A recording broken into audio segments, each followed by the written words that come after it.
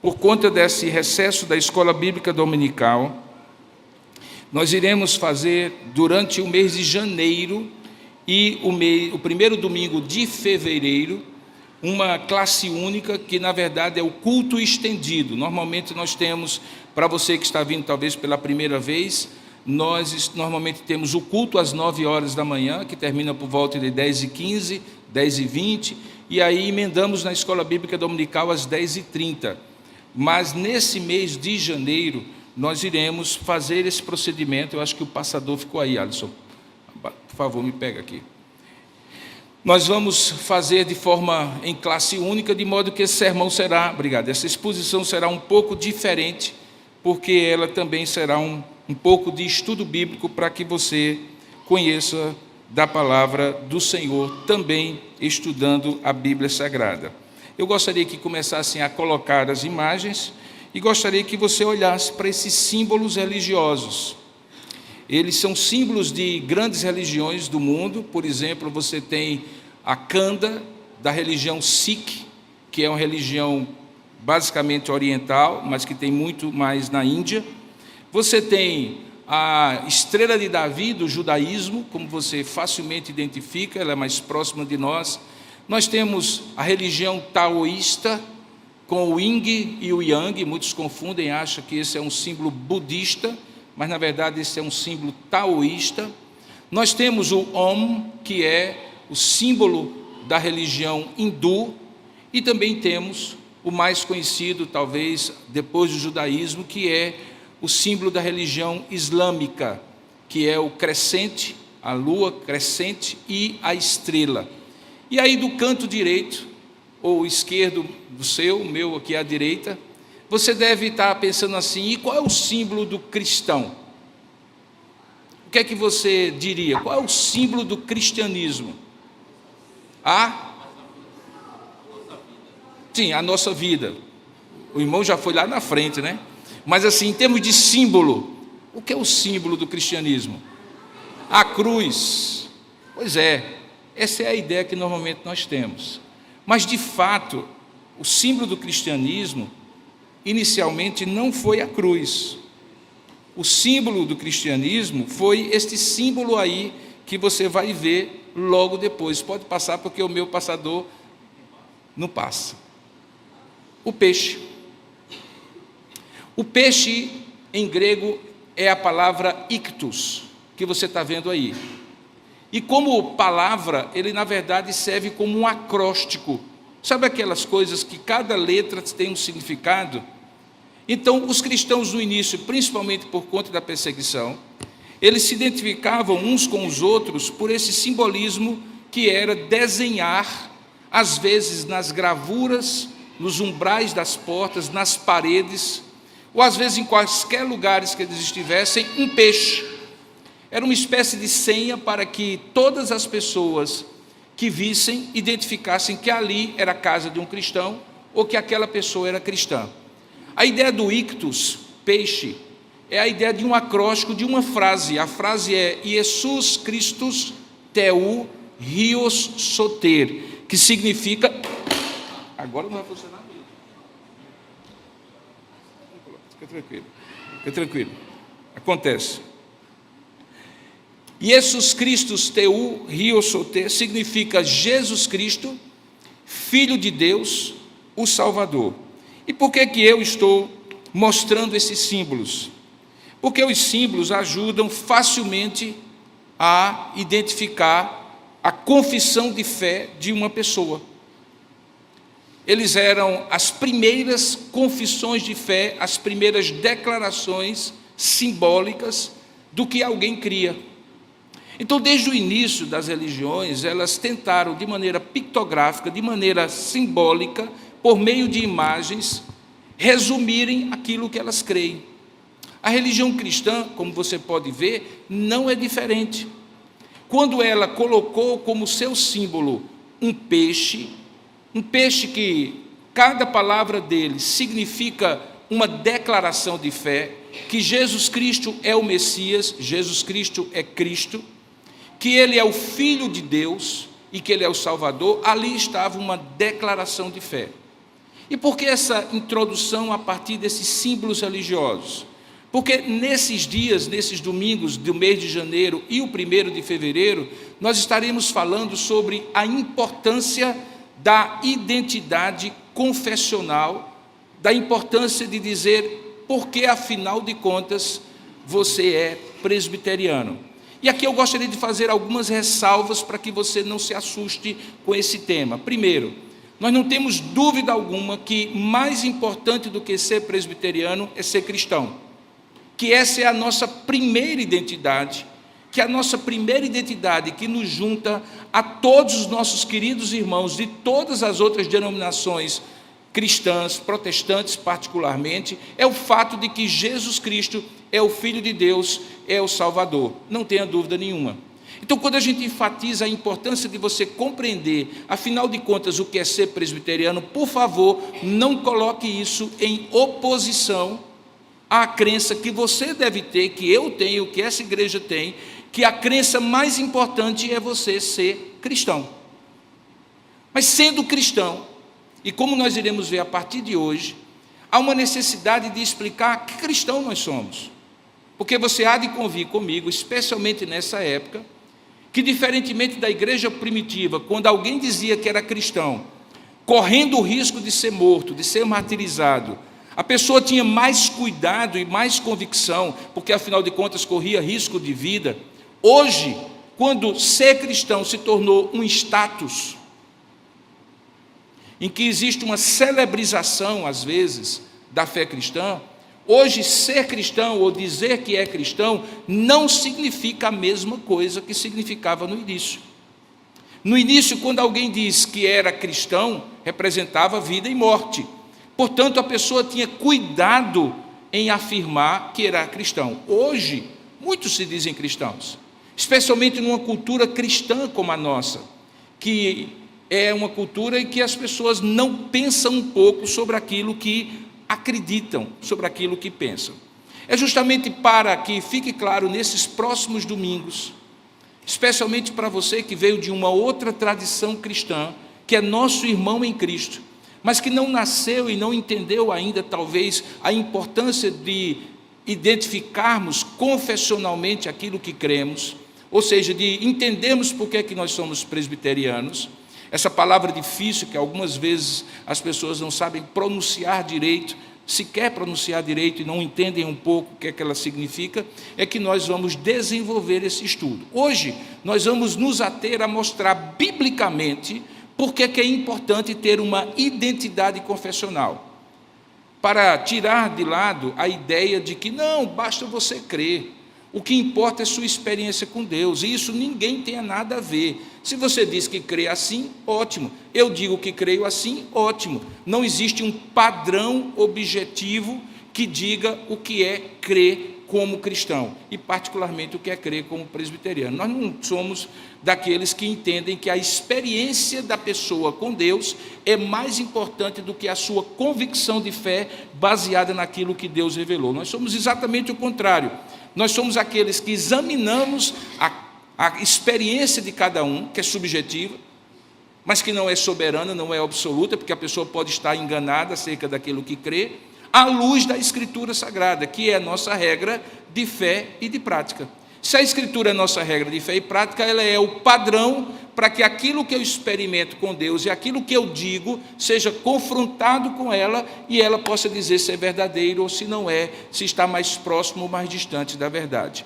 Para isso, eu gostaria de usar hoje pela manhã 2 textos bíblicos, e você é convidado a participar comigo da leitura desses 2 textos bíblicos. O primeiro deles, que se encontra em Mateus, capítulo 16, e você vai entender em instantes por que é que eu escolhi esse texto de Mateus, capítulo 16. Nós vamos ler de Mateus, capítulo 16, a partir do verso 13 até o verso 20. Mateus 16, 13 a 20. Nós, como vimos, a primeira identidade confessional cristã é essa: Jesus Cristo, o Filho de Deus, o Salvador. Então, desde o início, o cristianismo é explicitamente confessional. E como nós iremos ver, em Mateus 16, já está claro que Jesus tinha, eu não diria uma preocupação, mas que ele dava uma importância grande àquilo que as pessoas criam sobre ele. Veja o que é que acontece, verso 13 de Mateus capítulo 16. Se quiser tirar a projeção agora e projetar o texto, eu sei que vai ser mais trabalhoso aí, Alessilda. No próximo eu coloco já na projeção os textos, aí vai facilitar para você. Mas aí veja, Mateus capítulo 16, verso 13, diz assim: indo Jesus para os lados de Cesareia de Filipe, perguntou a seus discípulos: quem diz o povo ser o Filho do Homem? E eles responderam: uns dizem João Batista, outros Elias, e outros Jeremias, ou algum dos profetas. Mas vós, continuou ele, quem dizeis que eu sou? Respondendo Simão Pedro, disse: tu és o Cristo, o Filho do Deus vivo. Então Jesus lhe afirmou: bem-aventurado és, Simão Barjonas, porque não foi carne e sangue quem a ti revelaram, mas meu Pai que está nos céus. E também eu te digo que tu és Pedro, e sobre esta pedra edificarei a minha igreja, e as portas do inferno não prevalecerão sobre ela, ou contra ela. Dar-te-ei as chaves do reino dos céus, de modo que o que ligares na terra terá sido ligado nos céus, e o que desligares na terra terá sido desligado nos céus. Então advertiu os discípulos de que a ninguém dissessem ser ele o Cristo. Que Deus abençoe esse primeiro texto. Eu convido você a orar e pedir que o Senhor fale conosco e nós sejamos edificados. Ó Deus amado e querido Pai, nesse momento em que nós vamos estudar a Tua palavra, ouvir a Tua voz, na medida em que a Tua palavra é exposta e ao mesmo tempo nós vamos examiná-la com o livre exame das Escrituras que o Senhor nos garante, Pai, para usar a nossa mente iluminada do Teu Espírito, pelo Teu Espírito, para discernir o que é verdade naquilo que nós estamos expondo, para confrontar com a Tua palavra como devemos fazer. Nós oramos que o Senhor nos guie para que não seja um homem, para que não seja homens, mas que seja o Senhor pela Tua Escritura, que nos mostre a Tua verdade e sejamos conscientes dela e abençoados por ela. Abre o nosso entendimento, fala ao nosso coração, traz vida e luz para nós por meio da Tua palavra. É o que nós oramos em nome de Jesus. Amém e amém. Pode voltar à projeção. Queridos, a essa altura de Mateus capítulo 16, em Mateus capítulo 10, Jesus já tinha escolhido os seus apóstolos. Se você pega os evangelhos, os 3 anos e meio dos evangelhos, pode tirar esses símbolos, coloca só a foto principal do texto, tá? Da mensagem. Se você olha os evangelhos, você vai perceber, pode tirar, tá? Bom, obrigado. Então você vai perceber que Jesus começa o ano inaugural, o primeiro ano, com grandes multidões. Ele faz milagres, sinais, prodígios, ele prega o evangelho do reino de Deus e grandes multidões se aproximam dele.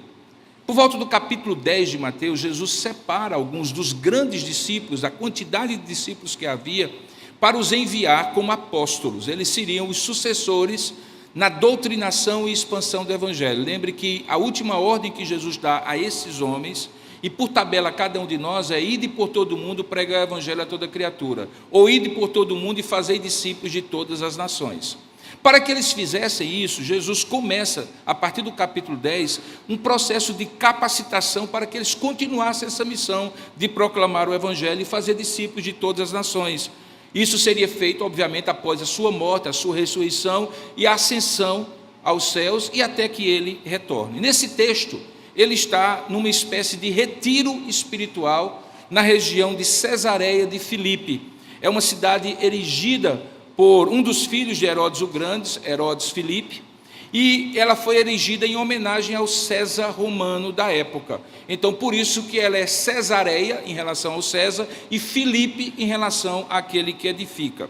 Ela está na região nordeste de Israel, hoje seria nas colinas de Golã, que é a região naquela época mais pagã que havia. Nessa foto que você vai ver agora, na projeção, você vai ver mais ou menos o lugar onde Jesus estava. Alguns irmãos que estiveram comigo em Israel podem projetar. Numa das ocasiões, certamente lembram que naquele lugar havia fontes de água, um lugar muito aprazível.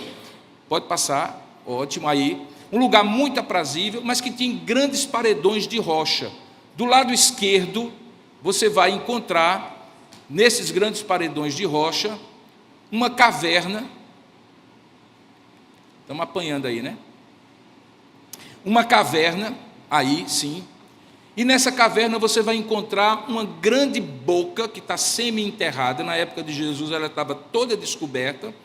E você vai encontrar ali, na face do paredão, vários lugares, esses nichos que você está vendo na foto à direita, que eram consagrados aos deuses greco-romanos e aos deuses das religiões cananeias da época. Esse era um lugar, portanto, de adoração pagã. E se dizia que esta grande boca, esta caverna profunda, ela era a boca do Hades, a boca da região dos mortos. E que normalmente aqueles cultos que eram feitos ali eram para aplacar os supostos deuses que saíam do mundo dos mortos, do mundo espiritual, para fazer o bem ou o mal no mundo dos vivos. E é nessa região, aprazível do ponto de vista do clima, muitas fontes, é por ali que o Rio Jordão tem as suas fontes. Aquele lugar era um lugar talvez inapropriado para um retiro devido a essa conotação espiritual. No entanto, esses detalhes se tornam muito importantes quando Jesus, em dado momento, direciona, como você leu, duas questões, como se fossem perguntas de uma classe de catequese, de preparação aos seus discípulos. A primeira não foi dirigida a eles, mas para que eles respondessem. Foi dirigida assim: quem diz o povo ser o Filho do Homem? Obviamente, como o povo não andava com Jesus, a resposta que eles deram foi uma resposta genérica, difusa e imprecisa. Por quê? Porque eles representavam apenas aquilo que o povo ouvia, assim, en passant, por cima de quem era Jesus. Eles disseram, uns dizem que era João Batista, outros que era Elias, e outros Jeremias ou algum dos profetas. Portanto, é o tipo daquela pergunta do aluno do fundão da classe, que quando o professor pergunta, ele diz assim, é isso, professor? E aí fica tentando, por tentativa e erro, acertar o que estava sendo dito. E aí Jesus faz a segunda pergunta, essa sim, direcionada aos discípulos, para que os discípulos respondessem. E qual é a pergunta? E vós, quem dizeis que eu sou? Aí a pergunta é qualificada e a resposta esperava-se que fosse qualificada, porque afinal de contas aqueles homens já estavam há mais de 3 anos caminhando com Jesus. Então, se tinha alguém que sabia quem Jesus era, eram aqueles homens. E aí, por conta do seu temperamento, da sua liderança natural e do fato dele ter sido um dos 4 primeiros discípulos de Jesus, Pedro toma a dianteira e imediatamente diz, tu és o Cristo, o Filho do Deus vivo. Esta é a primeira confissão de fé da igreja cristã. Ela não está escrita, a não ser na Escritura, ela não é um documento, mas ela é uma confissão verbal, baseada naquele princípio que Paulo, depois em Romanos capítulo 10, verso 9 e 10, vai estabelecer, que se com a tua boca confessares ao Senhor Jesus, e em teu coração creres que Deus o ressuscitou dentre os mortos, serás salvo. E ele justifica, porque com o coração se crê para a justiça, e com a boca se faz confissão para a salvação. Então, a ideia de confissão de fé, ela surge aqui a partir da afirmativa de Pedro, que depois ficou conhecido como a confissão petrina, ou a confissão de Pedro. Desde o tempo, portanto, do discipulado de Jesus, com os seus futuros apóstolos, a fé deles precisava ser confessada. No batismo, ainda hoje, pelo menos na igreja presbiteriana, nós normalmente fazemos primeiro a profissão de fé da pessoa e depois a água é derramada sobre a sua cabeça. Ou na confissão batista, e mergulhada nas águas. Mas veja, sem confissão de fé, o batismo não faz sentido, porque eu não tenho como adivinhar o que alguém crê no seu coração, e só posso saber se eu estou batizando em nome do Pai e do Filho, uma pessoa realmente regenerada, se com a boca ela confessar aquilo que crê no coração. Por isso a ideia de confissão de fé, de que nós somos uma igreja confessional, de que precisamos declarar explicitamente aquilo que cremos, para dizer quem nós somos, é uma ideia que nasce com o discipulado de Jesus. Os primeiros apóstolos fazem isso, e em todas as mais de 200 menções à palavra confissão no Novo Testamento, sempre se tem a ideia de que quando alguém confessa Jesus, ela está professando uma verdade. Você lembra, por exemplo, de Mateus capítulo 32 e 33, quando Jesus escolhe esses apóstolos e ele adverte e diz assim: todo aquele que me confessar diante dos homens, também eu o confessarei diante do Pai.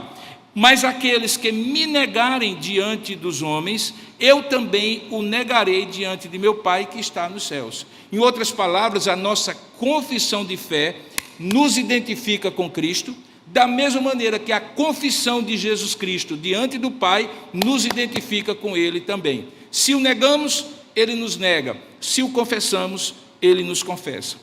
Tanto no Antigo Testamento, por meio da palavra hebraica yadá, que significa dar confissão, como também no grego do Novo Testamento, homologel, a ideia é de um reconhecimento, uma expressão de uma verdade que se tem convicção, de uma verdade que se presenciou. E quando alguém, sendo testemunha, confessa, ela de fato está declarando aquilo que viu e aquilo que ouviu. Mas isso é até antes de Jesus Cristo. A religião judaica é uma religião confessante. Por quê? Se você abrir a sua Bíblia em Deuteronômio capítulo 6, verso 1 e o verso 3, você perceberá que a palavra de Deus tem ali uma declaração de fé que os judeus deveriam professar quando crescem. Na verdade, o menino, aos 12 anos de idade, a sua primeira oração que ele faz para confirmar a fé dos seus pais, ele é circuncidado ao 8º dia, assim como nós batizamos nossos filhos, e depois, quando ele tem consciência e vai fazer parte da vida adulta da sinagoga, ele precisa ter textos decorados da Torá, e o primeiro deles é esta definição que a gente chama de Shema. Ouve, ó Israel, o Senhor teu Deus é o único Senhor. Por quê? Porque a partir dessa crença desta criança, agora um adolescente, que a confissão de fé dela será vista, entendida e percebida pela comunidade de fé. Então, seja no Antigo Testamento, seja no Novo Testamento, a ideia de que nós somos uma igreja confessante, que tem que professar sua fé, dizer o que crê, e que não basta simplesmente dizer sou cristão, mas sou cristão e porque sou cristão, fica muito bem estabelecida tanto no Antigo Testamento como no Novo Testamento. É por isso que um estudioso chamado Hassel menciona o Shema, que nós já citamos, como um chamamento de Israel a professar o único Deus verdadeiro e universal, as suas obras e os seus mandamentos, e faz a correlação exata entre o Shema e o decálogo dos 10 mandamentos. Ele diz assim: da mesma maneira como o Shema diz que só existe um único Deus e que Israel só deve ouvir no sentido de obedecer a esse único Deus, o Antigo Testamento revela que os 10 mandamentos demonstram qual é a natureza e o caráter do Deus vivo e explica as responsabilidades de Israel para com ele. Por isso que o Shema começa: não terás outros deuses diante de mim, que é o equivalente a dizer: ouve, ó Israel, o Senhor é o único, o Senhor Deus é o único Senhor da tua vida. Portanto, é como se o Shema fosse uma espécie de síntese de toda a lei do Senhor. E quando alguém dizia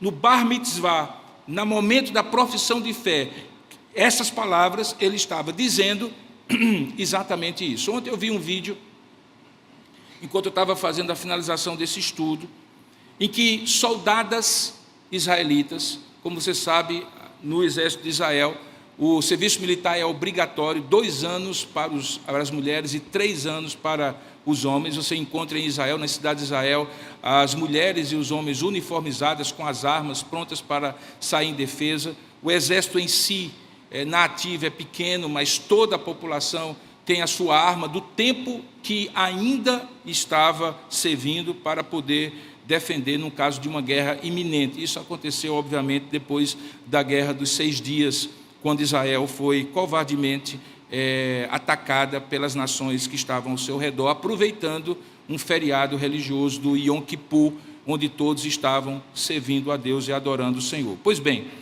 ontem eu vi que o exército israelita, porque, como você sabe, em Israel você pode ser muçulmano. Nos países árabes você não pode ser judeu. Mas em Israel você pode ser muçulmano, você pode ser árabe. Você pode ter qualquer religião e não ter nenhuma religião. Mas quando alguém vai servir o exército israelita e termina o seu tempo, porque, obviamente, aquela doutrinação militar traz resquícios da doutrinação religiosa, então é dado àquela soldada, se desejar, e também àquele soldado, professar a sua fé e tornar-se judeu. E é uma cerimônia muito bonita, simples, mas muito bonita. A pessoa coloca os olhos, a mão sobre os olhos, para dizer que não está dizendo ou não está professando a sua fé pelo que vê, porque a fé não é pelo que se vê, mas pelo que se crê. A fé não é pelo que se vê, o justo viverá pela fé. Ela coloca o nome, coloca melhor dizendo, a sua mão sobre os seus olhos e professa a sua fé. E ela professa a sua fé, obviamente, em hebraico, dizendo aquilo que crê e recita o Shema. E eu vi naquele vídeo várias soldadas, naquele momento muito simples, quando termina, ela é aceita dentro do judaísmo, eu vi muitas soldadas chorando profusamente, pela convicção de que aquela frase, que não é uma senha, que não é uma espécie de mantra, é uma profissão de fé sincera, representava agora a sua nova ligação com o povo judeu.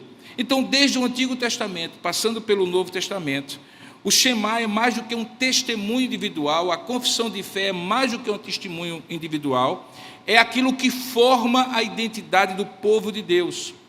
Quando eu creio igual a você, e eu professo a mesma fé que você crê, eu me torno um com você, e isto é o princípio do corpo de Cristo. O corpo de Cristo não é formado por pessoas que simpatizam umas com as outras. Eu vou falar um pouco mais sobre isso hoje à noite. Mas nós não temos comunhão com aquelas pessoas que têm gostos. Você anda de bicicleta, o outro anda de bicicleta, vamos fazer parte de uma igreja? Não, isso aí é um outro tipo, é um tipo de clube de ciclismo. Na igreja você tem identidade e comunhão com as pessoas, não porque simpatiza ou tem gostos pessoais parecidos, mas porque você foi ligada a esta pessoa por meio da união mística com Cristo. Em Cristo, que é o cabeça, todos os membros estão ligados. E o que identifica esses membros não é o fato de frequentarem uma mesma comunidade, é o fato de que nesta comunidade uma mesma fé, em termos de doutrina, é comunicada e todos aderem e subscrevem a ela. E sendo assim, por causa da confissão de fé, a identidade da comunidade é estabelecida e por causa da comunidade, então, você entende a missão. Volta ao texto de Mateus, você vai entender melhor. Pedro confessa, Mateus capítulo 16, tu és o Cristo, o Filho de Deus vivo. Jesus podia parar ali. A única coisa que ele perguntou foi, quem diz o povo que eu sou e vós quem dizeis que eu sou? Eles disseram, poderia parar ali. Mas veja o que é que Jesus faz questão de dizer a Pedro. Jesus faz questão de dizer no versículo 17. Então lhe afirmou, bem-aventurado tu és, a palavra bem-aventurado é a palavra Macarios, mais do que feliz, mais do que venturoso tu és, Simão Barjonas, Simão filho de Jonas, porque não foi carne e sangue quem a ti revelaram, mas meu Pai que está nos céus. Agora, raciocine comigo. Pedro disse que cria o que cria e professou a sua fé diante de Jesus e diante dos seus discípulos, provocado pela pergunta. Mas Jesus está dizendo que na hora em que Pedro foi professar a sua fé, ele não professou a sua fé a partir de uma dedução lógica do seu raciocínio. Não foi carne nem sangue, é uma expressão técnica na Bíblia para dizer que não é de natureza humana, não foi provocada pela natureza e capacidade humana, não é humano, é algo divino. E Jesus afirma claramente que quem revelou isso a Pedro não foi sua inteligência, sua capacidade de observação e de análise de quem era Jesus, a sua experiência com Jesus. Quem revelou isso a Pedro naquele momento foi Deus. Não foi carne e sangue quem a ti revelaram, mas meu Pai que está nos céus. Ou seja, a confissão de fé é feita por Pedro, mas é baseada na revelação de Deus. Então eu não tenho direito de dizer que Jesus Cristo é assim ou assado, que eu prefiro ver Jesus desta maneira, como hoje uma fé subjetiva tenta dizer, que cada um tem o seu Cristo do jeito que achar, que cada um tem o seu Jesus da maneira como preferir, e dizer que isto é verdade se isso não está revelado por Deus na sua Sagrada Escritura. Nós somos um povo que está arraigado, que está plantado num livro sagrado. Nós somos o povo do livro, porque cremos que neste livro está a revelação de quem é Jesus, de quem é Deus, de quem somos nós, de como é a salvação e assim por diante. Por isso que toda confissão de fé cristã legítima tem que estar baseada na fé revelada por Deus, seja Pedro nesse momento, seja nós pela Escritura Sagrada. Como nós vamos ver nos próximos estudos, o nosso culto também é determinado por aquilo que está revelado.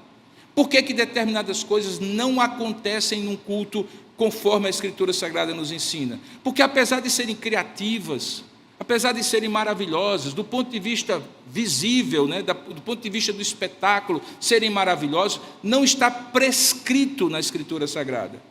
Por que nós temos uma determinada forma de governo? Porque entendemos, como vamos ver nos próximos estudos, que Deus revelou como a sua igreja deve ser governada. Então nós não somos livres para chegar a Deus e dizer: é assim que nós cremos que tu és, é assim que nós queremos te adorar, e é assim que nós iremos governar o teu povo. Não, é Deus que nos escolhe e diz: é assim que vocês haverão de me ver, eu me revelarei para vocês dessa maneira, eu sou assim, é assim que eu quero ser adorado, e é assim que meu povo deve ser governado.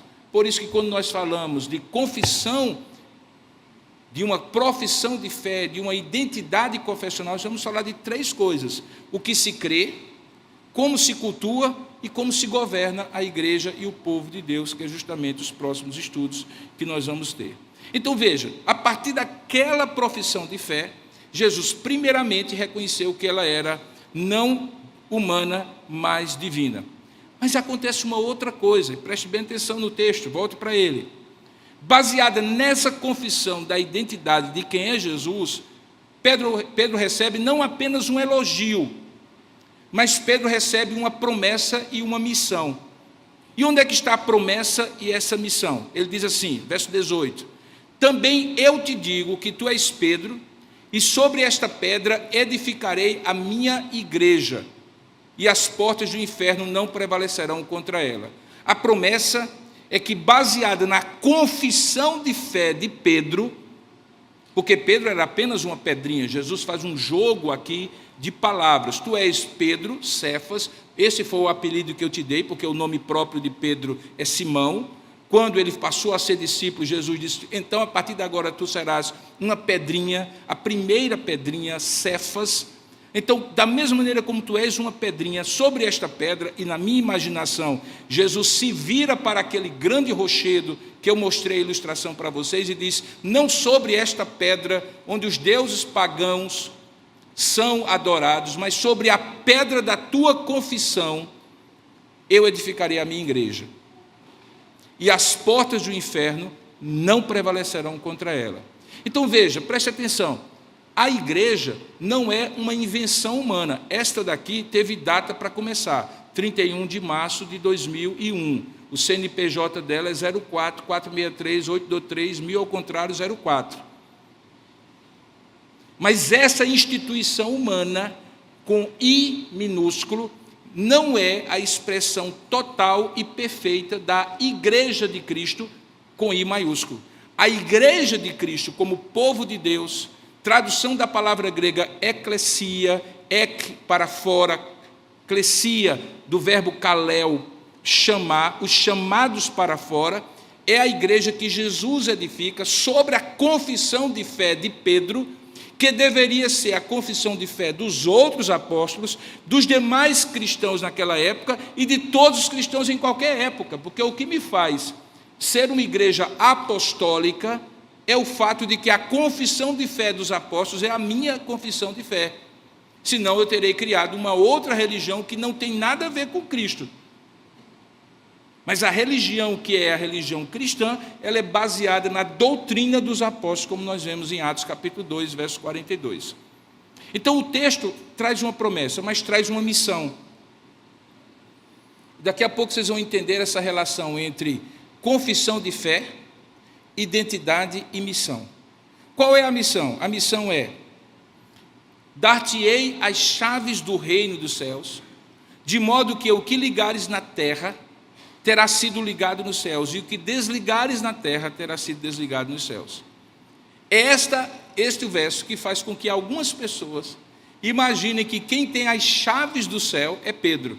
Pedro é o chaveiro do céu. E que quando alguém chega lá diante dele, ele decide se entra ou se sai. Essa ideia popular não está exposta no texto. O que Pedro recebe em nome do colégio apostólico, representando o colégio apostólico, porque foi ele que falou, e em nome de todos os cristãos, é um poder que só a igreja tem.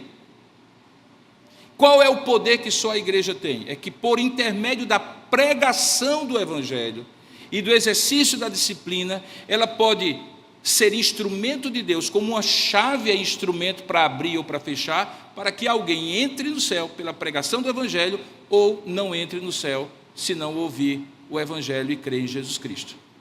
Não é que a igreja ou na igreja está a salvação. Da mesma maneira que não é que está na chave o poder de abrir ou fechar. Uma chave na mão de uma criança que não sabe usá-la não tem poder nenhum.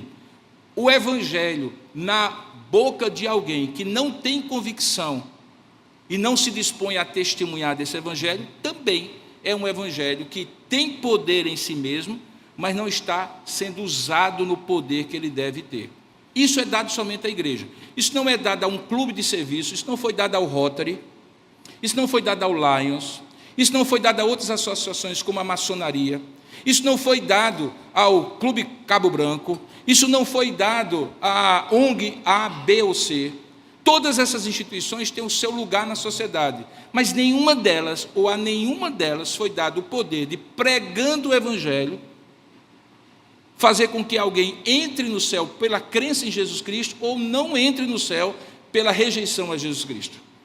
Isso foi dado a Pedro, representando o colégio apostólico e representando a igreja que hoje está aqui me ouvindo e vendo isso. Então veja, tudo começa, preste atenção, irmão, tudo começa com uma identificação de quem é Jesus, revelada pelo Pai a Pedro. Mas essa identificação não ficou no coração dele. Precisou ser professada, ser dita publicamente. Eu creio que tu és o Cristo, o Filho do Deus vivo. Baseado nesta profissão de fé, Pedro é elogiado porque recebeu isso da parte de Deus. Pedro recebe uma promessa, eu edificarei a minha igreja, e Pedro recebe uma missão de, pela pregação do Evangelho, pelo poder das chaves, como a gente chama na teologia, poder abrir a oportunidade de pessoas crerem em Cristo. Preste bem atenção então no que eu estou dizendo. O que eu estou dizendo é que a maneira como você professa a sua fé lhe identifica como cristão e lhe dá uma missão. Por isso que, voltando à projeção, no ponto lá da tulipa, que é o símbolo do calvinismo, que nós vamos usar, preste atenção na afirmativa que eu faço. A confissão reconhece a identidade. E essa confissão que reconhece a identidade, ela também direciona a missão. A missão tanto de indivíduos como Pedro, como eu, como você, como de comunidades de fé. Então não tem como a igreja cumprir a sua missão se ela não reconhecer a própria identidade que ela tem. E ela não tem como reconhecer a sua identidade se os membros dessa igreja, que compõem um corpo, não entenderem qual é a confissão de fé que eles creem.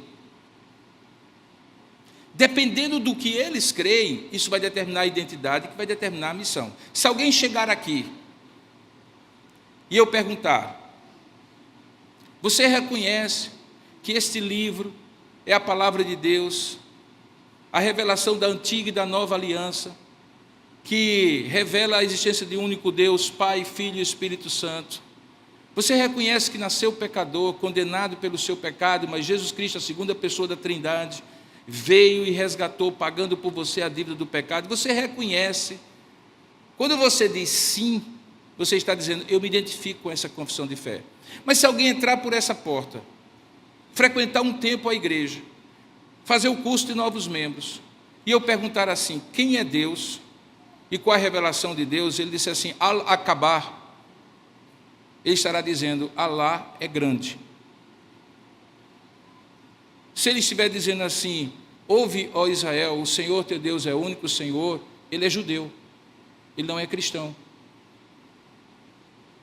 Se alguém usar alguma outra expressão de fé de alguma outra religião, ele não é da mesma identidade. E, por conseguinte, apesar de ser criatura de Deus, merecer todo o respeito e ter todos os direitos civis de qualquer cidadão, ele não faz parte desta comunidade de fé chamada comunidade de fé cristã, porque ela não professa a mesma fé que nós professamos.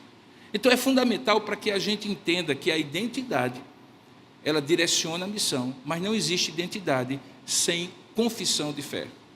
Obviamente que eu poderia abrir um parênteses aqui, já me encaminhando para o final, mas abrir um parênteses antes de encaminhar-me para o final e dizer assim: ninguém confessa aquilo que não conhece. É verdade. E aí você vai entender por que para alguém se tornar membro da igreja, ele tem que fazer um curso de novos membros, porque no curso de novos membros nós dizemos aquilo que nós cremos e dizemos: é isso que você crê? Você tem dúvidas? Precisa de algum esclarecimento? Tem alguma questão? Nós estamos dispostos a conversar, porque nós somos protestantes que creem no livre exame das Escrituras, que cada um pode examinar definitivamente, exaustivamente, tranquilamente as Escrituras. Mas uma vez examinando, tem que professar a sua fé. E a nossa fé é esta, que Jesus Cristo é o Filho do Deus vivo. E aí nós vamos dar os outros detalhes todos.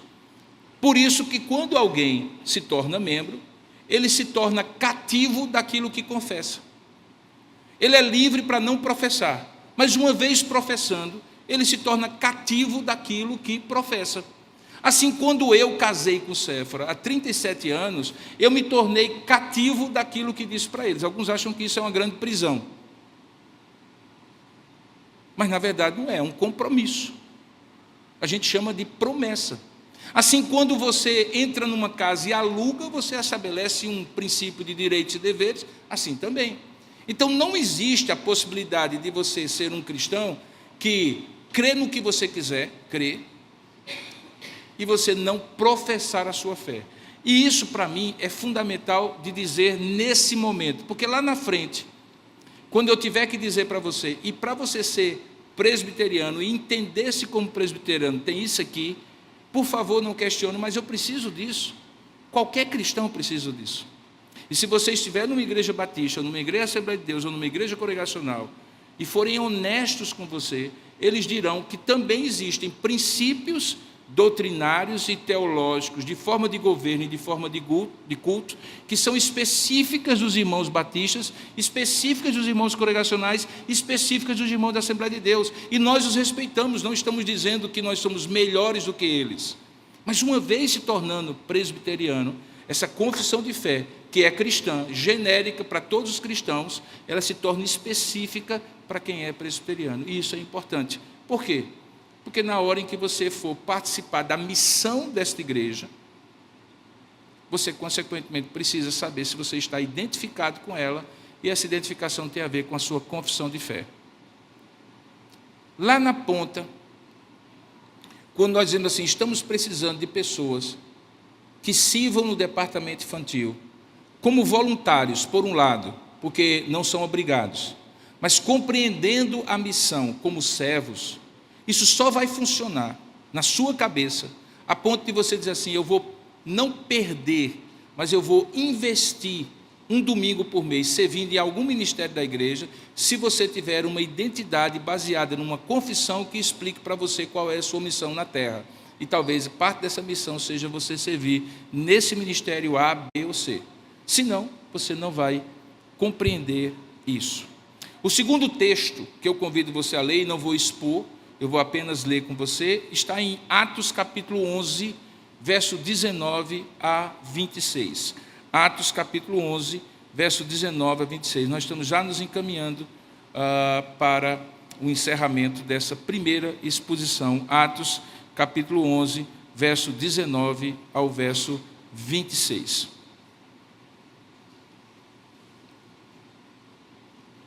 O que é que diz o texto da Sagrada Escritura? Diz assim, verso 19: Então aqueles que foram dispersos por causa da tribulação que sobreveio a Estevão foi o primeiro mártir, ele era um diácono e foi martirizado porque pregava o evangelho. Esses que foram dispersos se espalharam até a Fenícia, até a ilha de Chipre e até a Antioquia na Síria. Esses que saíram de Jerusalém não anunciavam a ninguém a palavra, senão somente aos judeus. Eles tinham uma ideia de que o Messias era só para os judeus, por isso que eles restringiam a dizer aos seus compatriotas judeus: olha, o Messias já veio e o Messias é Jesus Cristo, ou Jesus de Nazaré. Alguns deles, porém, e veja de onde eles eram, já não eram de Jerusalém, eles eram de Chipre, da ilha, e de Cirene, norte da África, que foram até Antioquia, 2 grupos, portanto, falavam também aos gregos. Gregos aqui são os gentios, os que não tinham origem judaica, que não falavam hebraico e não professavam a fé cristã. Eram gentios, eram pagãos, digamos assim. Mas a este grupo anunciava-lhes o evangelho do Senhor Jesus.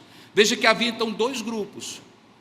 Um de judeus saindo de Jerusalém, que diziam aos próprios judeus: Jesus Nazaré é o Messias, e havia um outro grupo saindo de Chipre e de Cirene, que diziam no mesmo lugar, na igreja, na cidade de Antioquia, que Jesus também era para os gentios. O que aconteceu? Deus, na sua providência, diz a palavra de Deus no verso 21, a mão do Senhor estava com eles, com ambos, com todos, e muitos, crendo, se converteram ao Senhor. O que acontece?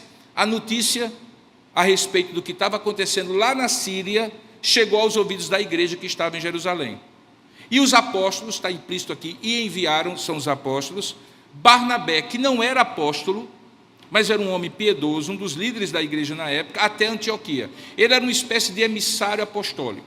Um movimento parecido com esse já tinha acontecido no capítulo anterior, quando Pedro estava na cidade de Jope, que hoje é a cidade de Haifa, no norte de Israel, e que ali teve uma visão no momento em que estava indo para até a casa de um pagão, um curtidor, Simão o curtidor. E naquela visão havia uma série de animais impuros que os judeus não podiam comer, que descia dos céus com um lençol, dentro de um lençol, de um grande lençol. E a voz dizia para Pedro, na visão que ele teve: mata e come. E Pedro, como judeu, dizia assim: de jeito nenhum, Senhor, isso não é comida kosher, não é comida sagrada, eu não vou comer. E aí a visão diz: não torne impuro o que Deus santificou para si mesmo. Aquilo era um símbolo, porque Deus o mandou para a cidade de Jope, Haifa, para a casa de Simão o curtidor, e lá ele teve que pregar o evangelho a gentios, e lá o Espírito Santo desceu sobre eles, e eles creram em Jesus Cristo do mesmo jeito no dia de Pentecostes. Só que naquela ocasião, ao invés de eles mandarem alguém, eles convocam Pedro, porque obviamente não podiam mandar um emissário apostólico para enquadrar um apóstolo. Então eles convocam Pedro para voltar para Jerusalém e dizem assim: rapaz, me explica que conversa é essa aí do que aconteceu. E Pedro explica. E eles louvam a Deus porque o evangelho chegou aos gentios. Agora é o contrário. Como não havia nenhum apóstolo com os olhos ali em cima, e veja que coisa interessante. Muita gente diz assim: não, porque a igreja não precisa de hierarquia, devia ser todo mundo junto. Existe até algumas congregações evangélicas que dizem: não precisa de pastor, não precisa de presbítero, o Espírito Santo vai falar do jeito que quiser, usando quem quer que seja. A gente encontra desde o início apóstolos que eram aqueles cuja doutrina precisava ser ensinada e que controlavam aquilo que era divino, aquilo que Deus tinha revelado conforme Jesus Cristo tinha ensinado a eles. E é o que acontece, eles mandam Barnabé. Barnabé vai lá e vê o que é que está acontecendo. Verso 23, tendo ele chegado e vendo a graça de Deus, olha que coisa maravilhosa, ele viu a graça de Deus. Muita gente poderia dizer assim, rapaz, está tendo um problema, uma confusão lá. Ele vê a graça de Deus, ele se alegra e exorta a todos que com firmeza de coração permanecessem do Senhor.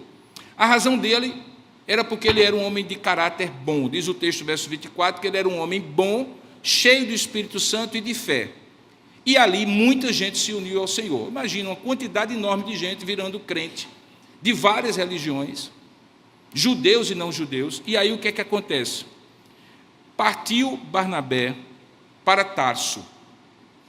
Alguma semelhança não é mera coincidência. Quem é aquele homem chamado Saulo? É Saulo de Tarso. Barnabé já tinha conhecido ele em Atos 9. Tinha sido um certo fiador da conversão dele. Um homem que era perseguidor, de repente vira crente. A igreja em Damasco começou a desconfiar que aquilo era fake e que ele estava se disfarçando para pegar os cristãos em Damasco e levar para Jerusalém e matá-los. Quem que coloca Saulo debaixo do braço e leva para Jerusalém e diz, não, o homem se converteu mesmo, Barnabé. Se criou um vínculo entre eles. Depois eles vão ser os primeiros missionários aos gentios. Mas aqui, Barnabé vendo que o serviço era muito grande, um pouco mais complexo, que ele não tinha condição, que ele era aquele líder que dava suporte, mas não era o doutrinador da igreja, ele vai lá para a cidade de Tarso, procura de Saulo. E tendo-o encontrado, veja o verso 26, levou para Antioquia. E aqui acontece uma maravilha, que tem a ver com o que eu estou ensinando hoje. Veja, por todo um ano se reuniram naquela igreja, e o que aconteceu? Ensinaram numerosa multidão. Como eles ensinaram, eles passaram a crer corretamente, concorda comigo? E na hora em que eles começaram a crer corretamente, o que é que acontece? Em Antioquia, foram os discípulos, pela primeira vez, chamados cristãos. Qual é meu ponto? É que a confissão de fé estabelece a identidade. Por que que eles começaram a se entender como cristãos? Porque eles foram bem doutrinados, começaram a confessar a fé corretamente, e aí se identificaram como cristãos. Como é que eles se identificavam antes? Muitos cristãos achavam que era uma seita judaica, como os fariseus e como os saduceus. Em Atos capítulo 9, quando Paulo sai de Jerusalém para aprisionar em Damasco, ele pede carta precatória do Sinédrio, que era a Suprema Corte na época, para aprisionar e levar para Jerusalém, recambiar para Jerusalém, os que eram do caminho. Essa expressão do caminho era porque Jesus tinha dito, eu sou o caminho, a verdade e a vida. E aqueles que o seguiam passaram a ser conhecidos como os da seita do Nazareno do caminho. Quando é que eles entendem que não são mais judeus? E que uma nova aliança tinha começado? E que uma nova identidade estava ali para eles? Quando eles foram por um ano inteiro doutrinados e confessaram a fé que eles tinham. Eles criam antes? Criam. Mas à medida em que eles foram doutrinados e ensinados, eles identificaram-se como cristãos e foram identificados pelos outros. A palavra cristão aqui é a tradução da palavra cristianoi, que significa aquele que é parecido com Cristo. Eles se identificaram com Cristo. E porque eles estavam identificados com Cristo, eles receberam a missão. Ali surge a primeira igreja multicultural em Antioquia, com Paulo e Barnabé como pastores, entre outros, e que foram enviados para começar todas as igrejas que o restante do livro de Atos estabelece.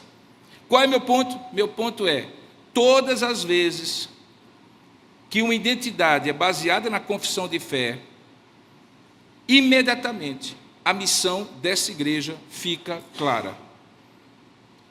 Eu costumo dizer que esse texto é um retrato de quando foi lavrada no cartório da história a primeira escritura dizendo, aqui nasce uma igreja cristã. A igreja sempre existiu? Sim. O Espírito Santo já tinha descido e formado um povo? Sim.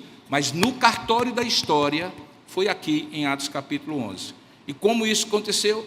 Quando eles foram doutrinados e entenderam a confissão de fé que eles tinham e a missão que eles tinham recebido. Então perceba, queridos, que quando nós dizemos que a confissão de fé é a base da identidade e a base da missão, é por isso. Se nós não fôssemos uma igreja cristã, e particularmente presbiteriana, eu só precisaria desse salão. Por isso que muitas igrejas, e você entende, elas começam muito rápido. Elas alugam um salão, elas colocam as pessoas dentro, e elas fazem cultos. Isso é muito bom, porque muitas pessoas ouvem o Evangelho. Mas o que é que se faz com essas pessoas que ouvem o Evangelho? Deixam elas deduzirem por elas mesmas o que creem? Deixa cada um à vontade para crer no que crê? Não. Você vê que na medida em que gente se convertia, Barnabé começou o serviço por 1 ano.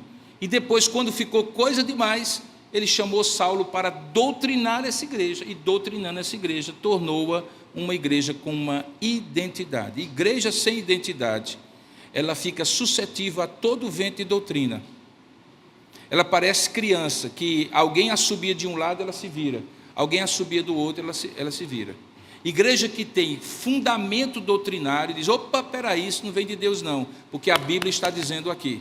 Não, isso nós fazemos porque está aqui escriturado. Se você, deixa eu lhe ser bem sincero, não conseguir apontar na Bíblia aquilo que você crê, eu não duvido da sua experiência com Deus. Eu só tenho dúvida da firmeza dessa experiência quando você tiver que dar prova daquilo que você crê. E sabe quando isso acontece? Todo dia. Por isso que é mais fácil, inclusive para alguns cristãos, dizer assim, não, sobre religião a gente não discute. Na verdade, é muito mais a covardia de quem não conhece, de não entrar numa questão e provar aquilo que crê. Se a pessoa vai acreditar ou não, não é questão sua, é obra do Espírito Santo. Mas como ouvirão se não há quem creia? E como crerão se não ouvirem? E como ouvirão se você não for aquele que fala e que prega? Então, ter uma confissão de fé ajuda você a ter firmeza por um lado, ajuda você a compartilhar a sua fé com o outro, a defender a sua fé de ventos de doutrina, para que você creia e confesse aquilo que você crê. Isso é fundamental. Eu estou com esse estudo todo pronto, eu vou colocar à disposição no grupo de WhatsApp da igreja, não somente a projeção, mas também o texto, que são 9 páginas e obviamente não tem como continuar aqui, para que você possa entender. Nos próximos domingos, nós vamos olhar como essa confissão de fé chegou aos nossos dias. Como foi que essa confissão de fé ela foi estruturando-se à medida em que a igreja era assediada por outras doutrinas. Porque no começo era tudo flores. Já no final da primeira geração de cristãos, alguém começou a levantar a seguinte questão: mas espera aí, só basta então crer em Jesus Cristo? E a lei? E as obras da lei servem para quê? Para que Deus colocou toda a antiga aliança com todos aqueles mandamentos? Quer dizer então que agora, se eu creio em Jesus Cristo, eu não preciso fazer nada daquilo? Não, você precisa. E precisa não somente fazer, porque se você não fizer, você não é crente. Surgiu a primeira grande questão. Surpresa. Para quem acha que concílios é invenção da igreja moderna, de homens. Em Atos capítulo 15, acontece o primeiro concílio da igreja cristã, que é o concílio de Jerusalém. Convocado para quê? Justamente para dirimir essa questão. Você é salvo só pela graça e as obras são expressão da sua salvação, ou você é salvo pela graça e tem que fazer obras, porque se você não fizer obras, você não é salvo. Essa era a questão. E Paulo diz que isso era tão importante que foi preciso fazer um concílio para dirimir essa dúvida. E a primeira carta, creio eu, que Paulo escreveu, foi a carta que ele escreveu para as igrejas da Galácia, as primeiras igrejas fundadas por ele, porque lá, na medida em que Paulo saía por uma porta, entrava um grupo de judeus, chamados judaizantes, cristãos judaizantes, cristãos que ainda estavam atrelados para a fé judaica, dizendo assim, não é bem só isso que Paulo está dizendo, você precisa cumprir a lei. Ele escreve a carta aos Gálatas para corrigir isso e basear o evangelho exclusivamente na graça. Então, desde o começo, a igreja cristã é uma igreja confessante e não pode ser diferente. Quem tem preguiça de estudar, de entender a sua fé, de ter base para a sua fé, pode ter experiências profundas com Deus, mas a tendência é ter uma fé rasteira. Porque a experiência é profunda porque é de Deus, mas a fé é rasteira porque a compreensão da experiência que tem com Deus não é lastreada na Escritura Sagrada. Por isso que nós precisamos, sim, de ser uma igreja confessante, uma igreja que professa a sua fé com convicção, e é isso que nós estaremos estudando e expondo naquilo que nós vamos fazer no mês de janeiro e fevereiro. Eu gostaria, por alguns poucos minutos, porque o nosso tempo já está adiantado, e nessa maneira diferente do culto acontecer, pelo menos nesse mês, colocar-me à disposição para responder perguntas que forem feitas aqui. Então, se em algum momento da exposição alguma dúvida ficou na sua cabeça, por favor, simplesmente levante a mão, o microfone vai chegar até você e você pode fazer a pergunta. Eu vou responder 2 ou 3 perguntas, se houver, e esclarecer a você. Se você restar perguntas, eu estou à disposição logo depois do culto para a gente esclarecer o que for melhor para você. Se tem alguma, pois não. Sobre os símbolos. No princípio era o peixe e depois passou a ser a cruz. E nós cantamos aqui na nossa igreja que a cruz é maldita. No que eu não discordo, até porque os crucificados era a escória, num local tipo um lixão. E por que mantemos até hoje a cruz como o símbolo do cristianismo? Paulo diz, escrevendo aos Coríntios, que nós pregamos a Cristo e Cristo crucificado. A cruz se tornou para nós não um símbolo de maldição como era inicialmente, mas um símbolo de redenção. Porque ao mesmo tempo que ela representava uma punição severa, cruel para os piores da sociedade, justamente porque Jesus assumiu este lugar, ele assumiu os nossos pecados como os piores pecadores, e para nós, o que para os demais seria uma maldição, se tornou uma bênção. Quando alguém faz isso por nós, aquele símbolo da cruz se torna uma bênção para nós. Esse símbolo não foi o símbolo oficial da igreja no início. Ele se tornou o símbolo oficial quando a igreja se tornou oficial no Império Romano, por meio de Constantino. Reza a tradição que em determinada batalha, Constantino viu numa visão um escudo que ele costumava usar na batalha com uma cruz. E a visão dizia para ele que com este símbolo vencerás. E aí ele adotou para a igreja imperial, que começa a partir do ano de 319, 313, 315, teve o Edito de Milão, que deu, digamos assim, direito da religião cristã oficialmente ser reconhecida. A partir dali, os cristãos não precisavam mais usar o símbolo criptografado do peixinho, porque eles já não eram mais perseguidos, e passaram a ser o símbolo que o imperador determinou que seria a cruz. Ele acabou sendo usado por Deus para legitimar uma coisa que os cristãos já criam, porque quando Paulo escreve aos Coríntios, nós estamos falando do 1º século, não estamos falando do 4º século. E no 1º século, Paulo já dizia, o que a cruz era maldição para os demais, para nós foi bênção. Por isso que a cruz é símbolo do cristianismo como uma vitória sobre o pecado. Não nossa, mas uma vitória do Cristo que morreu crucificado. Ok? Uma outra pergunta. Se houver, gente, não deixem para depois. Pois não, Marlon? Se eu não souber, sua mãe ao seu lado vai responder, viu? Fica atenta aí, irmã. O senhor disse que os apóstolos eles foram doutrinados por 1 ano, né? Até que eles entenderam que eles não eram mais judeus. Quando seria o marco que começa esse 1 ano e termina esse 1 ano? Na verdade, alguns dizem que esse episódio aconteceu por volta do ano 46 depois de Cristo. Poucos anos depois, quando a igreja, no dia de Pentecostes, foi 40 dias, 50 dias depois do dia da Páscoa, a igreja imediatamente teve um crescimento vertiginoso, primeiro em Jerusalém, depois em toda a Judéia, Samaria, e quando ela começou a ir para os gentios, que aqui é o marco que se inicia, era por volta do ano 42, 46, nesse período. Nós não temos datas precisas. O que se sabe é que a igreja em Antioquia começa a partir desses cristãos que saem fugidos com a roupa do corpo para não morrer da perseguição. E quando eles lá são doutrinados, e por que a gente diz isso? Que seria esse período? Por quê? Se você calcula a idade de Cristo, para alguns aqui talvez seja surpresa, Cristo nasceu 6 anos antes de Cristo, ou seja, ele nasceu 6 anos antes daquela datação que nós temos no calendário. Por quê?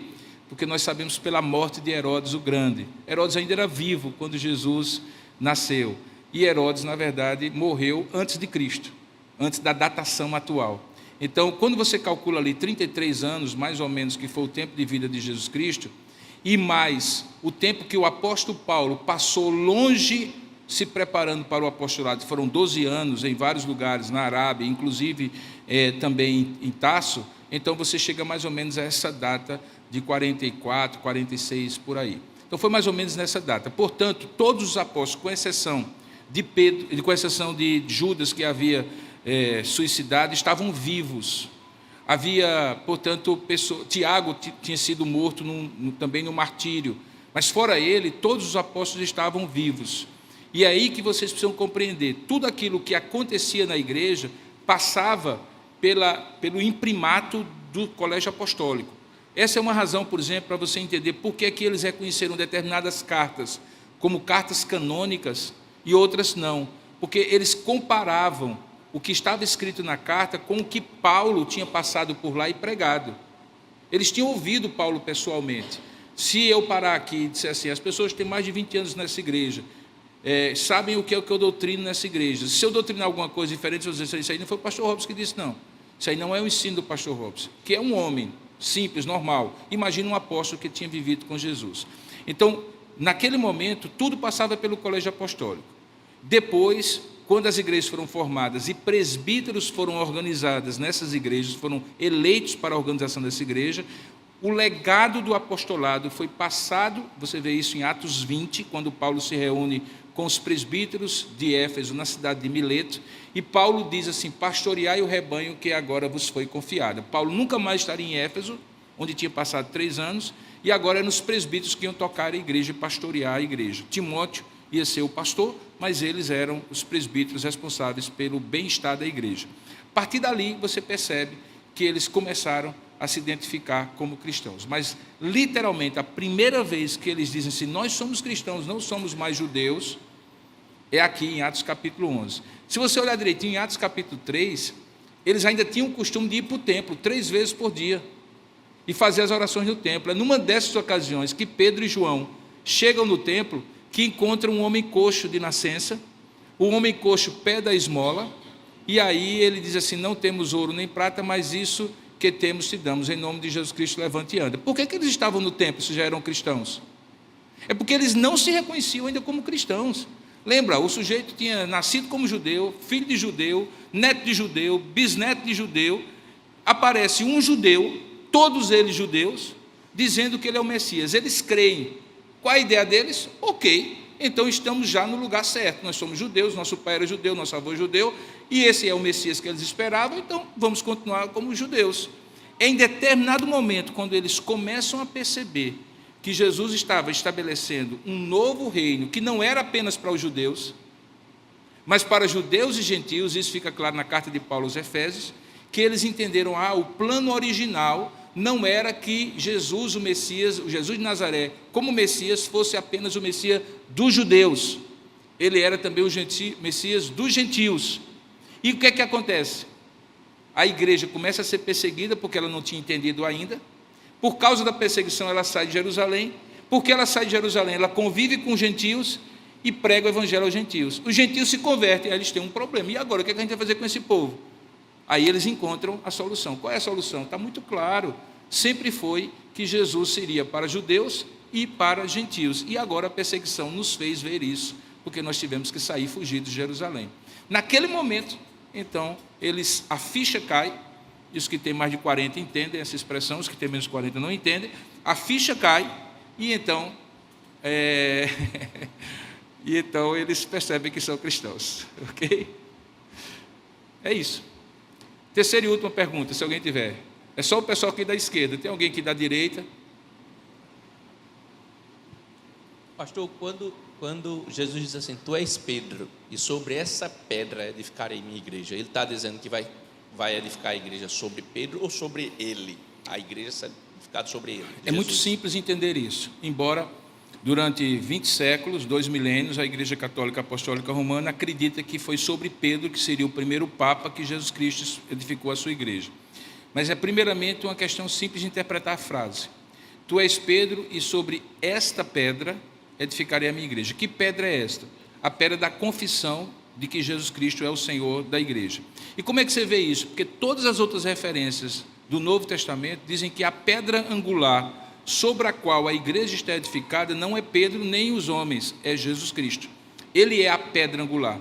Então fica muito claro que aquela pedra é Jesus Cristo. E o nome de Pedro foi usado apenas como um jogo de palavras, para ele dizer assim: tu és uma pequena pedra, e baseado na confissão tua de uma pequena pedra, eu edificarei a minha igreja. A igreja não é de Pedro, a igreja é de Jesus Cristo. E sobre Jesus Cristo ele edificou a sua igreja, baseado na doutrina dos profetas e dos apóstolos, como diz Paulo aos Efésios. Essa é a interpretação protestante, de um modo geral, que difere da interpretação romana. A interpretação romana diz que Pedro é a pedra sobre a qual Jesus Cristo edificou a sua igreja. O que torna um problema sério, porque como Pedro é um homem falho, apesar de ser um homem santo, no sentido que foi separado por Deus, significa que o alicerce dessa igreja está meio fraco. Porque assim, eu não colocaria nem essa igreja em cima de Pedro, quanto mais a igreja de Cristo no mundo todo, porque ele é muito fraco. Ele negou Jesus Cristo na cruz do Calvário, ele claramente era um homem pecador, como todos os homens são pecadores, basicamente isso. Uma última pergunta eu quero responder desse lado de cá, porque senão eu vou ficar todo aqui para o lado da esquerda. Você, querida Marília, e aí é a última, as demais só depois do culto.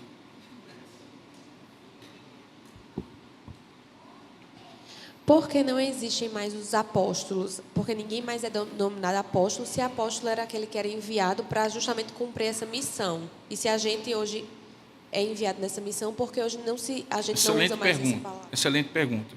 Primeiro fato, para alguém ser apóstolo, que significa enviado, ele precisava ter convivido com Jesus e ter sido testemunha da ressurreição de Jesus Cristo. Essa era a condição básica. Por quê? A lógica é simples. Será ele que iria, a partir dali, dizer o que vinha de Deus e o que não vinha de Deus? Ele precisava ter ouvido de alguém e ter convivido com alguém. Essa é a razão porque, inclusive, Paulo foi questionado no início: mas espera aí, ele não estava conosco no início, ele era perseguidor da igreja. Aí é quando Paulo diz assim: de fato, eu não sou apóstolo por meio de homens. Eu estava indo para Damasco quando eu vi Cristo ressuscitado. Lembra como é Atos capítulo 9? Jesus Cristo aparece para ele e diz: Saulo, Saulo, por que me persegues? Saulo não estava perseguindo Jesus, estava perseguindo os discípulos de Jesus. E aí, veja qual é a ordem que Deus dá a Paulo: vai, porque este é para mim um instrumento enviado para levar o meu nome aos gentios, aos de Israel e à casa de Israel, e eu lhe mostrarei quanto importa padecer pelo seu nome. Então, todo apóstolo original é um apóstolo que é testemunha da ressurreição e que conviveu tendo sido doutrinado por Jesus. É sobre essa doutrina dos apóstolos que a igreja se fia em Atos capítulo 2. Então, no sentido estrito da palavra, só houve 12 apóstolos. Quando um morreu, foi substituído por Matias e Paulo, que é, vamos colocar aqui, o 13º apóstolo, certo? Só são esses os apóstolos, baseado nesse critério. Qual o critério? O critério de ter convivido com Jesus, de ser testemunha da sua ressurreição e, consequentemente, poder falar em nome de Jesus. No sentido genérico da palavra, de que todo enviado é, de alguma maneira, um apóstolo, então, você tem outras pessoas no Novo Testamento que são chamados como enviados. Por isso que eu disse que Barnabé era um emissário apostólico, porque Barnabé, em algum texto, é chamado de apóstolo. Mas em que sentido? Por ter sido enviado com uma missão debaixo da autoridade apostólica. Então, nesse sentido, qualquer pessoa que é enviada é um apóstolo. Os missiólogos atuais, principalmente aqueles que vão para campos missionários virgens, ou seja, de povos não alcançados, eles assumem um trabalho parecido com os primeiros apóstolos, que é começar a igreja do zero, sem nenhum testemunho cristão. Nesse sentido, eles podem até ser chamados de apóstolos. Mas o que é que nós temos hoje no cenário, particularmente no Brasil? Não é isso. O que nós temos hoje é o mesmo erro que você tem no caso do catolicismo romano. Qual é o erro do catolicismo romano? Como Pedro é o primeiro papa, o apóstolo dos apóstolos, o sumo pontífice, o bispo dos bispos. Então, quando ele está prestes a morrer, ele tem que passar essa autoridade apostólica para outra pessoa, que por sua vez, quando tiver a morrer, passará para outra. A gente chama isso, na doutrina católica romana, de sucessão apostólica. A igreja não pode estar, segundo a visão católica romana, debaixo de uma visão que, passada de um para outro, de Pedro até hoje, seja a visão apostólica. O grande problema, e esse é o grande problema, é que ao longo da história, você encontra vários que substituíram sucessivamente Pedro, que claramente não tinham autoridade apostólica nenhuma. Por exemplo, houve mulher que foi papisa, houve 2 papas, 3 papas ao mesmo tempo, houve papas claramente corruptos, do ponto de vista religioso, do ponto de vista moral, papas que inclusive eram casados e que tinham filhos fora do casamento, e a história está claramente testemunhando sobre isso. Então, do ponto de vista, e aqui, queridos, eu quero dizer, como eu sempre gosto de dizer, eu não estou criticando a fé católica apostólica romana de ninguém, a experiência de cada um, podemos conversar sobre isso. Eu estou falando institucionalmente, esse princípio não se sustenta. Quando você vê igrejas evangélicas usando o mesmo argumento de que eu fui chamado para ser apóstolo da Paraíba, eu não sou só um pastor, eu sou apóstolo porque Deus me deu uma visão para supervisionar todo o campo da Paraíba, plantar igrejas e tudo mais. Quando alguém, sob a minha autoridade, precisa me suceder, eu teria que transferir a minha sucessão apostólica para ele. Mas sucessão apostólica de onde? De onde é que eu recebi isso? De lugar nenhum. De quem? De ninguém. Então, o apóstolo moderno, que tenta ser apóstolo como Jesus Cristo designou 12, na verdade está usurpando uma supervisão sobre o rebanho que Deus não lhe deu. Ele pode ser um excelente evangelista, um homem de grande sabedoria espiritual, ele pode ser usado por Deus com a supervisão bem ampla sobre uma determinada região, mas ele não pode usurpar esse título de apóstolo. Na verdade, apóstolo é uma função que Deus deu a 12 homens, não é uma hierarquia, porque daqui a pouco, veja, tem o pastor, aí tem o bispo, tem o apóstolo. Acredite você, se você procurar na internet você vai encontrar, já tem líder supostamente evangélico assumindo a função de querubim, que é uma ordem angelical, porque ser bispo não é suficiente, ser apóstolo não é suficiente, o sujeito tem que ser maior do que os apóstolos, maior do que os bispos, ele só pode ser querubim. Vai chegar um ponto que ele é Deus. Eu poderia projetar aqui, eu não gosto de falar de outras denominações nesse sentido, mas se você pesquisar na internet você vai encontrar. Então está havendo um abuso de uma função, como se ela fosse o próprio ofício apostólico original. Eu não duvido que alguém possa ser usado por Deus para desbravar uma outra região, originalmente totalmente virgem para o Evangelho, e nesse sentido ele ser um apóstolo enviado. Por exemplo, tem um livro belíssimo do reverendo Boanésio Ribeiro chamado O Apóstolo dos Pés Sangrentos. Quem já leu aqui sabe que esse é um livro belíssimo. É a história de Sadhu Sundar Singh, um indiano que se tornou cristão e ganhou milhões de pessoas na Índia pelo seu testemunho, quando a Índia não conhecia o Evangelho. Um homem como Ronaldo Lidório, que foi para a tribo dos Concombas, no interior da África, começou igrejas, pregou o Evangelho, formou igrejas, em certo sentido ele foi um apóstolo porque ele foi pioneiro naquele campo. Mas se você perguntar para Ronaldo, você é apóstolo porque é superior a Robson ou a quem quer que seja? Não.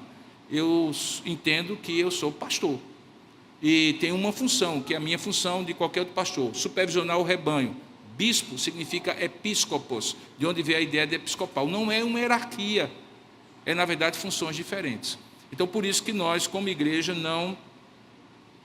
não temos o reconhecimento de apostolado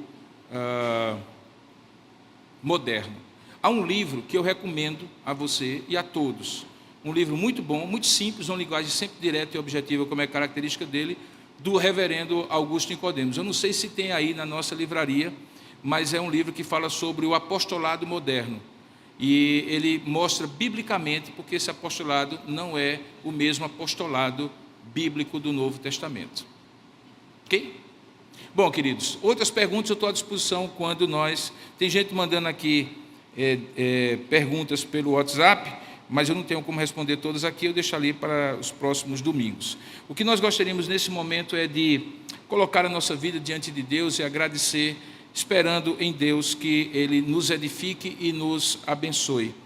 Vamos orar juntos? Ó Deus amado e querido Pai, nós colocamos a nossa vida diante de Ti e rogamos que o Senhor nos use para esclarecer, para aprender, para ensinar, para nos edificar. Pai, para além da experiência, do momento de culto, do momento de exultação na Tua presença, de louvor e de adoração, nos faz a cada um de nós, mas também à Tua igreja que nós compomos, uma igreja que tenha consciência da sua profissão de fé, da sua doutrina, e que entende como isso é biblicamente fundamentado. Abençoe e edifica cada um de nós, é o que nós oramos juntos em nome e para a glória do nosso Senhor Jesus Cristo. Amém.